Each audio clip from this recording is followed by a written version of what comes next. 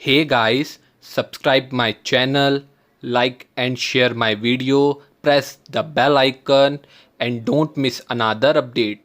जय हिंद, जय भारत साथियों। मैं खुजैम हुसैन भारतीय इंदौर से आप सभी का मेरे YouTube चैनल खुजैम हुसैन भारतीय पे स्वागत करता हूं। आज का वीडियो स्टार्ट करने से पहले या आज का सब्जेक्ट जानने से पहले मैं आपके सामने कुछ चीजें रखना चाहता हूं। ये इस माहौल में देखना हमारे व्यूअर्स के लिए बेहद जरूरी है।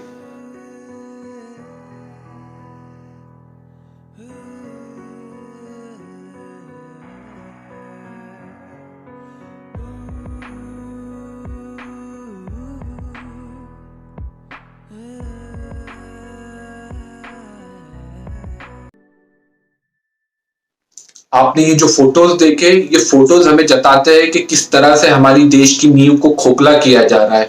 ये एक तरह की हमारे देश के बेस है, इन्हीं के ऊपर पूरी की पूरी इमारत टिकी है हमारे देश की।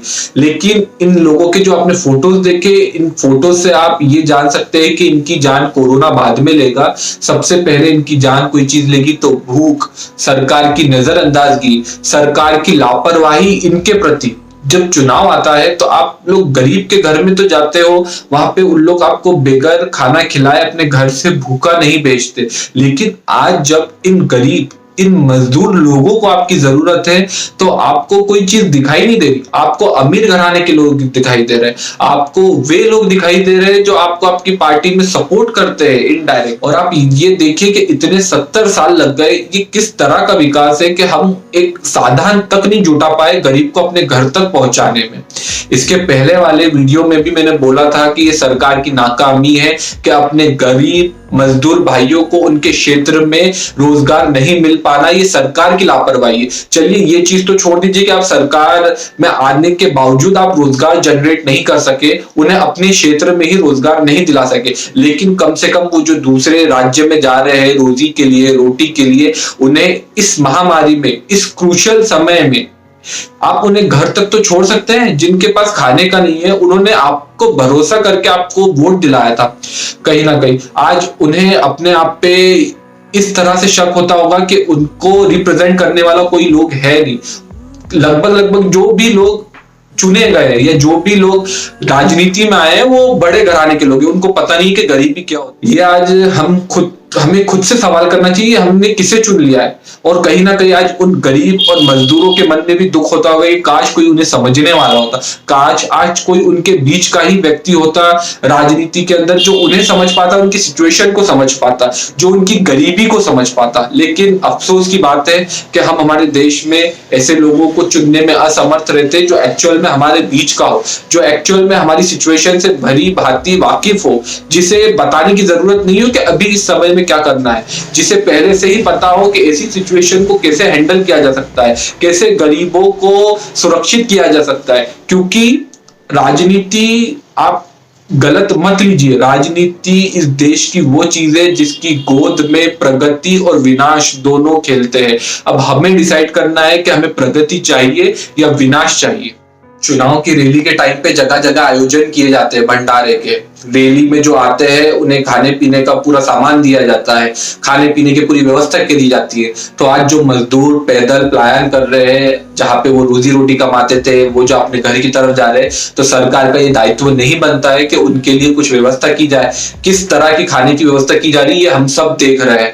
तो ये किस तरह की दोहरी राजनीति लोग खेल रहे हैं मुझे समझ में नहीं। आप कुछ बुद्धिजीवी लोग कहेंगे कि आप लोग भी तो राजनीति कर रहे हो इस मुद्दे पे। मैं ये बता देना चाहता हूं कि जिस टाइम पे गलत हो रहा है और गलत का साथ देना और गलत के विरुद्ध बोलना राजनीति नहीं है, बल्कि वो एक अवेयरनेस है, एक वो जागरूकता है। वो सरकार पे अंकुश कसने की सबसे बड़ी चीज है जो आप लोग विरोध करते हो, जो हम लोग विरोध करते हैं। अगर हम विरोध नहीं करेंगे ना तो सरकार इतनी निरंकुश हो जाएगी जिसे संभालना बहुत मुश्किल हो जाएगा। ठीक है, सबने वोट दिया है, सबने सरकार को चुना है, लेकिन अगर वो काम ठीक नहीं करेंगे तो उनको सही रास्ते पे लाना जनता की जवाबदारी होती है। जनता परमानेंट विपक्ष है, आप ये चीज को मत भूलिए।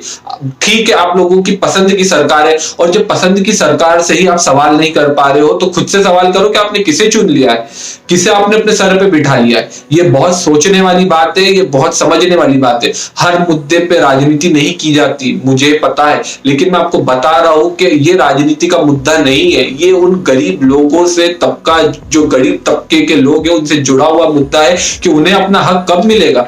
कब तक हम दोहरी राजनीति देखते रहेंगे? कब तक? जब चुनाव आएगा, जब आप कह रहे हो कि सबका साथ सबका विकास, और जब सही में, जब एक्चुअल में उन गरीबों को आपकी जरूरत थी तो आपने उनको नजरअंदाज कर दिया, आपने उन्हें बेसहारा छोड़ दिया। ये किस तरह से चलेगा? और ये मत भूलिए कि इन्हीं गरीब लोगों की वोट से आप पावर में आए हो और आज आप ये पावर का यूज कर रहे हो। तो जो जनता आपको पावर देना जानती है वो पावर ले भी सकती है, तो ये चीज को मत भूलिए। अब समाधान क्या हो सकता है? समाधान सिर्फ एक ही हो सकता है कि इनके हित के लिए कोई पार्टी चाहिए जो गरीब लोगों का सोचे, जो गरीब को आगे बढ़ाए, जो उन्हें मौका दे, जो उन्हें पुश करे कि नहीं, आप लोगों का कोई बीच का प्रतिद्वंदी चाहिए जो आपकी समस्या समझे, जो आपकी समस्या ऊपर तक लेके जाए। क्योंकि अभी हमने एक लॉजिकल वाली बात है कि अभी हमने जिन्हें चुना है वो गरीबी का मतलब नहीं जानते, उन्हें नहीं पता है कि क्या गरीबी है। इतने हजारों करोड़ की प्रॉपर्टी है तो उन्हें क्या समझ पड़ेगी कि गरीबी होना क्या होता है, भूख से मरना क्या होता है, पैदल चलना क्या होता है, प्रशासन से मदद मिलना या नहीं मिलना, या मिलने का वादा करने पर भी नहीं मिल पाना, तो वो दर्द क्या होता है ये लोग नहीं समझेंगे। इस चीज को बदलना है या इस बदलाव को हमें लाना है तो हमें हमारे बीच का ही कोई प्रतिनिधि चाहिए जो हमारे लिए आवाज उठाए, जो हमारे लिए बोले। और लास्ट में मैं आपको बता देना चाहता हूं कि हमेशा जो कमजोर तबका रहता है उनके लिए कोई खड़ा नहीं होता है, उनके लिए कोई आवाज नहीं उठाई जाती है, उन्हें हमेशा दबाया जाता है, कुचला जाता है। और ये तो संसार का नियम ही है कि ताकतवर के लिए तो हर कोई समर्थन देने के लिए तैयार हो जाएगा, हमेशा उसकी वाहवाही की जाएगी, गलत को गलत नहीं बताया जाएगा, विरोध नहीं किया जाएगा, क्योंकि वो बहुमत में, ताकत में। लेकिन आप ये सोचिए कि यहाँ पे आप इंसानियत को खतरे में डाल रहे हो, यहाँ पे आप समाज को खतरे में डाल रहे हो, देश को खतरे में डाल रहे हो, और ये बहुत सोचने वाली बात है। हमेशा जो समर्थ है उनका साथ गलत नीति पे नहीं दिया जा सकता। जिनको कोई नहीं सुन रहा है, जिनके लिए कोई खड़ा नहीं हो रहा है, आप उनके साथ खड़े हो, तब जाके देश में बैलेंस आएगा, तब जाके देश प्रगति करेगा।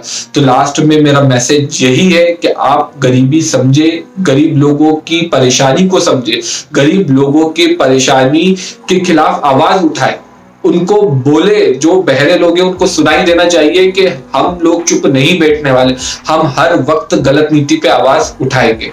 जय हिंद, जय भारत।